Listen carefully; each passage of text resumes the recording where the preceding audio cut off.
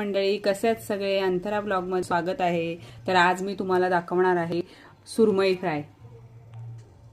तर ही बघा, मी आता आज मार्केटमध्ये गेले होते। आज रविवार आहे आणि मी मार्केटमध्ये गेले होते आणि ही ताजी ताजी अशी मला सुरमई मिळालेली आहे।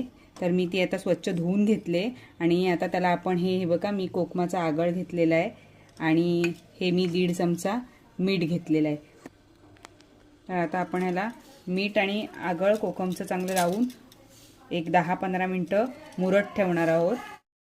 तर मंडळी, आता ह्याला मीठ आणि हे आपण कोकमाचं घेतलेलं आगळ लावून घेणार आहे आणि हे 15 ते 20 मिनिटासाठी मी असं मुरत ठेवणार आहे। तर आता मी हे बघा, चांगलं मीठ आणि आगळ कोकमचं लावून घेतलेलं आहे। तर मी आता हे 15 मिनिटासाठी असंच ठेवून देणार।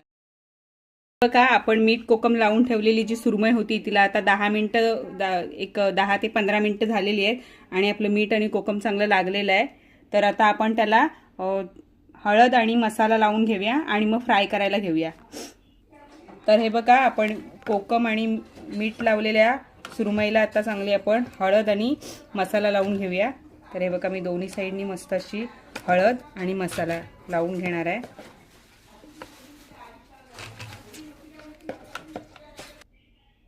तर बघा मंडळी, ही आपण घेतलेली सुरमईला चांगलं मीठ आणि कोकम, हळद, मसाला सगळं लावून घेतलेला आहे। तर आता आपण हे मी घेतलेलं आहे तांदळाचं पीठ, तर त्यामध्ये मी असं घोळवून घेणार आहे आणि मग आपण तेलामध्ये सोडणार आहोत।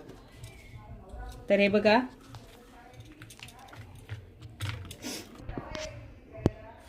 मंडळी, आपलं तेल पण गरम झालेलं आहे आणि त्यामध्ये मी हे अशा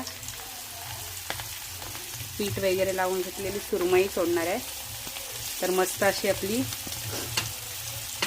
कुरकुरीत सुरमई फ्राय आता तयार होणार आहे, दाखवणार आहे मी तुम्हाला।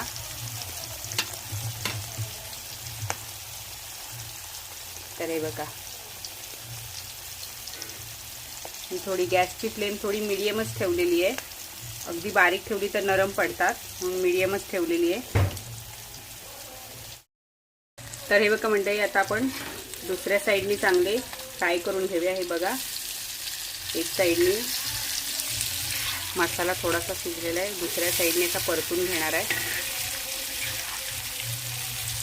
बघा, दोन्ही साईडने मी मस्त फ्राय करून घेणार आहे।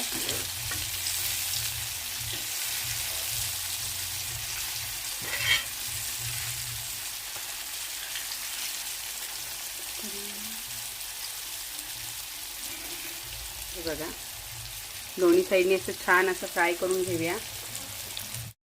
मंडळी, ही आपली अशी कुरकुरीत सुरमई फ्राय तयार आहे, अगदी हॉटेलसारखी।